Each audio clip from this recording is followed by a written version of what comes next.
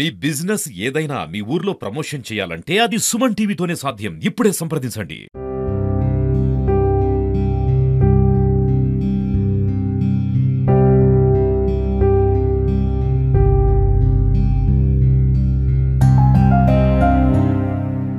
దిక్కు లేకుండా చేసేసినాడు వాడు.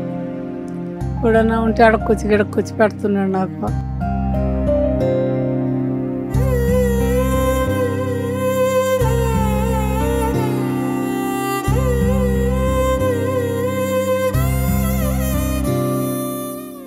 ఎవరు ఉన్నారు పెట్టేవాళ్ళ?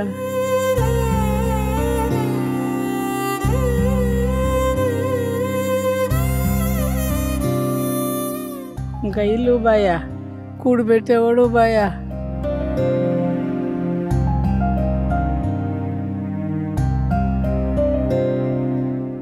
ఎవరున్నారు నాయన నాక?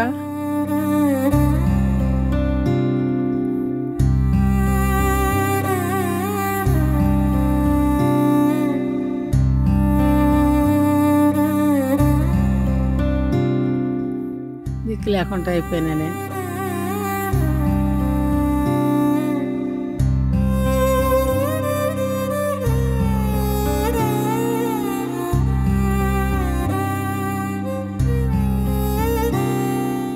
ఎవరన్నా పెడితే తినేది, లేదంటే గుడుకొని నేను గుడికాడ అడుక్కుంటా.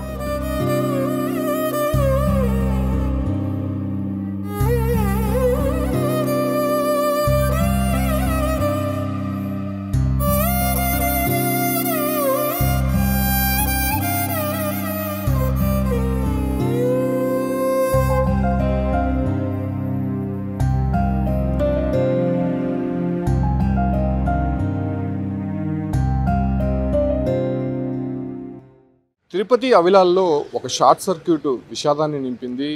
ఇంట్లో ఉన్నటువంటి తల్లి కొడుకు ఒక్కసారిగా అర్ధరాత్రి సమయంలో షార్ట్ సర్క్యూట్కి గురైనటువంటి ఈ ఒక్క నివాసాన్ని మనం చూస్తున్నాం. అయితే 3 గంటల ప్రాంతంలో అకస్మాత్తుగా మంటలు చెలరేగాయి. అయితే దాంతో తల్లిని తీసుకొని బయటికి సేఫ్గా తీసుకొచ్చారు. అయితే లోపల ఉన్నటువంటి కొంత విలువైనటువంటి బంగారు కావచ్చు, లేకపోతే డబ్బులు మళ్ళీ లోపల ఉండిపోవడంతో కొడుకు లోపలికి వెళ్ళి తీసుకొచ్చే ప్రయత్నంలో భాగంగానే ఆ మంటల్లో చిక్కుకొని అక్కడే సజీవ దహనం అయిపోయినటువంటి సిచ్యువేషన్.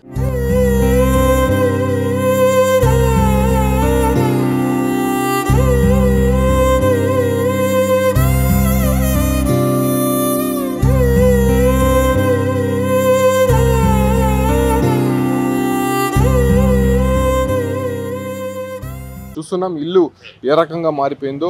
నిన్న అర్ధరాత్రి 3 గంటల సమయంలో ఈ ఇంట్లో షార్ట్ సర్క్యూట్కి చెలరేగినటువంటి పరిస్థితి. మొత్తం కూడా వస్తువులన్నీ కూడా కాలిపోయాయి. అంటే తల్లి హేమక్క, కొడుకు మునికుమార్ అనేటువంటి ఇద్దరు మాత్రమే ఉంటారు.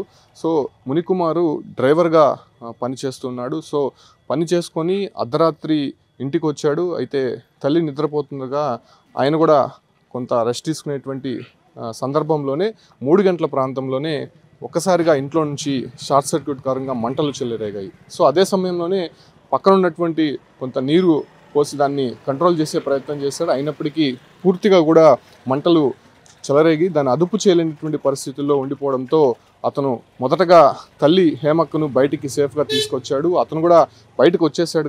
కానీ వాళ్ళకి ఉన్నటువంటి కొంత విలువైనటువంటి ఆభరణాలు, కొంత డబ్బు లోపల ఉండిపోవడంతో దాన్ని తీసుకురావడానికి లోపలికి వెళ్ళినటువంటి మునికుమారు ఆ మంటల్లో చిక్కుకొని అక్కడికే చనిపోయినటువంటి పరిస్థితి. ప్రస్తుతం అతను బాడీని అయితే లోపలికి నుంచి తీసుకురావడానికి కొంత కష్టతరంగా మారింది. ఎందుకంటే మొత్తం మంటలు ఆర్పిన తర్వాతనే అతన్ని తీసుకొని వచ్చి ప్రస్తుతం రుయా హాస్పిటల్ మార్చురీకి తరలించారు.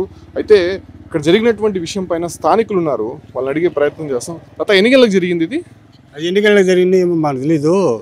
మనం లేచి 4 గంటలకు లేచి వండి కూర్చున్నాను. లేచి చూస్తే మంటలు స్మాయిగా మండుతున్నాయి. కాబట్టి నేను లేచి చూస్తే ఆమె పెద్ద అడిగింది, ఏమ్మా అంటే మండుతున్నాయి, లోపల ఉన్నాడు నేను. కాబట్టి పెద్ద బయట ఇచ్చారా భయంకరంగా ఉన్నది, ఎట్లుంటున్నాయి పరిస్థితి, వచ్చారనేసి వస్తానా అని అన్నాడు. ఒక 2 అడుగులు బయట పెట్టాడు అంతే. ఏమ్మా కరెంట్ పట్టుకునింది అంటే అటు పట్టుకుంటా అంతే. అంటే మంటల్లో చిక్కుకోను కదా, అది కరెంటు షాక్ కొట్టి అతను అక్కడే పడి మంటలు భయంకరంగా ఉన్నాయిలే. అప్పటికి రాలేకనే తట్టుకోలేక ఆ పక్కనే ఉన్నాడు. వచ్చి ఎట్లా ఒకటి నేను ఆశకునికి వచ్చిరా ఎట్లా నేను కునికి అప్పటికి కరెంటు షాక్ అయిపోయింది. ఏ టైంలో జరిగింది? నేను వచ్చాక 4 అయిపోయింది. అంతకుముందుకు ఎప్పుడో 3 గంటలకు స్టార్ట్ అయిపోతున్నారు. మంటలు బాగా మంచి ఎత్తి పైకి వస్తాయి. అంటే అతను బయటకు వచ్చేసాడు తల్లితో పాటు, మళ్ళీ ఏదో డబ్బులు బంగారు ఉందని చెప్పి లోపలికి వెళ్ళాడు. బంగారు డబ్బు ఉంది కాలిపోతున్నాయి ఆయన కొనికి వెళ్ళి కూర్చున్నాడు. మేము వచ్చే లోపల ఇతను లోపల కూర్చున్నాడు. లేదంటే పోతే పోయింది నిలిచిపోవనేసి వెళ్ళి కూర్చున్నాడు. తిరిగి రాలేకుండా ఆయన మరణించి. వీళ్ళు ఫైర్ ఆఫీసర్లు వాళ్ళు ఎప్పుడు వచ్చారు? వాళ్ళు 4:15 కింద వచ్చేసారు. వెంటనే 10-15 నిమిషాలు వచ్చి పడిపోయారు. సో మొత్తం కాలి అది మంటలను అదుపులోకి చేసిన తర్వాత అతన్ని బయటికి తీసుకొచ్చారా? అంతే, లోపల ఎవరు వాళ్ళ కాల. సో ఇతను కూడా ఇక్కడే ఉండేటువంటి వ్యక్తి. సో 4 గంటల ప్రాంతంలో చూశాడు. కంప్లీట్గా అతన్ని బయటకు వచ్చామని చెప్పి అతను రిక్వెస్ట్ చేశాడు. సో అయినప్పటికీ కొంత వాళ్ళు కూడపెట్టుకున్నటువంటి బంగారు డబ్బు లోపల ఉండిపోవడంతో, ఎందుకంటే తల్లి కొడుకు ఇద్దరే ఉండేది, సో వాళ్ళకి సంబంధించినటువంటి కొన్ని విలువైనటువంటి ఆభరణాలు అవన్నీ కూడా లోపల ఉండిపోవడంతో మళ్ళీ తీసుకొచ్చే ప్రయత్నం చేయగా ఒకసారిగా మంటల్లో చిక్కుకోవడం ఒకటి, రెండొచ్చి అతనికి షాక్ కొట్టినటువంటి నేపథ్యంలోనే అక్కడే కుప్పకూలిపోయాడనే ప్రత్యక్ష సాక్షి మనకి చెప్తున్నాడు. తల్లి హేమక్క ఉంది, ఆమెతో కూడా మాట్లాడదాం. మా ఏంటి ఎన్ని గంటలకు జరిగిందమ్మా? ఏమో సార్, నన్ను 3 గంటలకు లేపినాడు వాడు. అమ్మ ఇల్లు కాలిపోతుంది అని. అప్పుడు లేచి నీళ్ళని ముంచి పోసినాడు. నీళ్ళు ముంచి పోసే ఇంకా లాస్ట్లో చాలా మండుకునేసింది. పోస్తానే ఉన్నాడు, నీళ్ళు మండుకునేసింది. సరే బియ్యము అవన్నీ ఎక్కడ వాడ గాలి పూడ్చినాయి. సరే నగలు డబ్బు ఇల్లు కట్టుకోవాలని, రేకులు ఇల్లు వరుస్తా ఉంది, ఇల్లు కట్టుకోవాలని పెట్టుకున్నాం. అవి పోయి ఎత్తుకొని వస్తాను నేను అనేసి పోయినాడు. లోపల పోయే కొందుకు ఎర్త వచ్చేసింది. అటు టీవీ గోడకు పెట్టినాడే అట్నే అతుక్కునేసింది.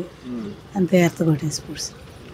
అంటే మిమ్మల్ని తీసుకొచ్చి బయటకు వదిలేసిన తర్వాత మళ్ళీ వెళ్ళాడు అతను? బయటే ఉండేది, ఇంట్లో పోయేదిలే. నేను నాకు ఆరోగ్యం బాగాలేదు, నేను బయటే ఉండేది. వాడొక్కడే ఇంట్లో ఉండేది. అంటే బయటకు వచ్చిన తర్వాత మళ్ళీ లోపలికి వెళ్ళాడు? బయటనే కదా నీళ్ళు ఉండేది, మంచిపోయి పోస్తుంది. బయటకు వచ్చేసి లోపలికి వెళ్ళినాడు. మళ్ళా నగలు డబ్బు ఎత్తుకొని వస్తానని పోయినాడు. అక్కడికి అయిపోయాయి, అంతే అయిపోయాయి.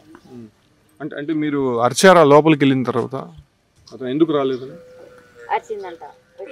ఒరే వచ్చారా అని నేను అరిచినా. ఇంకొక ఆయన గాడ ఉన్నాడు, ఒక ఆయన అరిచినాడు, రారా అని. ఉడసోను లేకుండా పడి పుడిస్తే ఎత్త కొట్టేసి ఇంకా ఆడబలికేది. మీ ఇద్దరే ఉంటారా? ఏం చేశాడు అతను? డ్రైవర్. ఎవరు పిలిస్తే యాన్లకి కార్లకి అటు పోతాడు.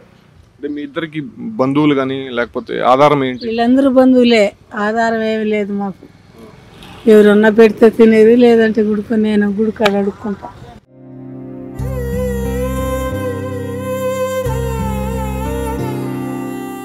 దిక్కు లేకుండా చేసేసినాడు వాడు. ఎవడన్నా ఉంటే గిడక్కొచ్చి పెడుతున్నాడు నాకు. ఎవరు ఉన్నారు పెట్టేవాళ్ళ? ఇంకా ఇల్లు బాయా, కూడు పెట్టేవాడు బాయా, ఎవరు ఉన్నారు నాయన? నాక దిక్కు లేకుండా అయిపోయినా నేను. ఎంతమ్మా వయసు ఆయనకి? 38. ఈమె హేమక్క తల్లి. సో ఆమె ఇంట్లో ఉండగా ఒకసారిగా మంటలు చెలరేగాయి. ఆ తర్వాత ఆమెని మొదటగా కొడుకు కాపాడిన తర్వాత మళ్ళీ లోపల కొంత వీళ్ళు కూడబెట్టుకున్నటువంటి ఇల్లు కట్టుకోవాలనేటువంటి ఒక ఆలోచనతో కొంత డబ్బు అనేది వాళ్ళు సమకూర్చడం జరిగింది. సో అది లోపల ఉండిపోవడంతో మళ్ళీ లోపలికి వెళ్ళినటువంటి మునికుమార్ మళ్ళీ బయటికి తిరిగి రాలేదు. అక్కడ మంటల్లో చిక్కుకొని ఒకటి అతను అక్కడే ఉండిపోయాడు, ఇంకొకటి షార్ట్ సర్క్యూట్ కారణంగా పూర్తిగా లోపలే కరెంటు షాక్ కొట్టి లోపలికే పడిపోయినటువంటి పరిస్థితి. సో అప్పటి వరకు కూడా మంటలను ఆర్పే ప్రయత్నం చేశాడు, బయట ఉన్నటువంటి నీటిని తీసుకొని దాన్ని ఆర్పే ప్రయత్నం చేశాడు. లోపలికి వెళ్ళినటువంటి మునికుమార్ అక్కడే సజీవ దహనం అయిపోయినటువంటి పరిస్థితి. నిజంగా ఒక విషాదాంతం చెప్పచ్చు. ఈ ఒక్క తల్లి ఇప్పుడు ఒంటరి అయిపోయింది. ఆమె ఇక్కడే గుడికాడ, అదే రకంగానే ఇక్కడ ఉన్నటువంటి బంధువుల దగ్గర కొంత సహాయం తీసుకొని జీవనం సాగిస్తుంది. దాంతోపాటు కూడా కొడుకు డ్రైవర్గా ఉన్నాడు కాబట్టి అతను వచ్చినప్పుడల్లా తల్లిని ఆప్యాయంగా చూసుకుంటూ ఇద్దరు అదే ఇంట్లోనే నివాసం ఉంటున్నారు. అయితే జరిగినటువంటి ఈ ఒక్క ఘోర ప్రమాదానికి సంబంధించి కొడుకు దూరం అవడంతో తల్లి అనాథగా మిగిలిపోయి రోడ్డు పైన ఉన్నటువంటి పరిస్థితి. అటు ఇల్లు కాలిపోయి ఇటు కొడుకు చనిపోయి తల్లి మనోవేదన ఏ రకంగా ఉందో మనం చూసాం. Keep watching Suman TV.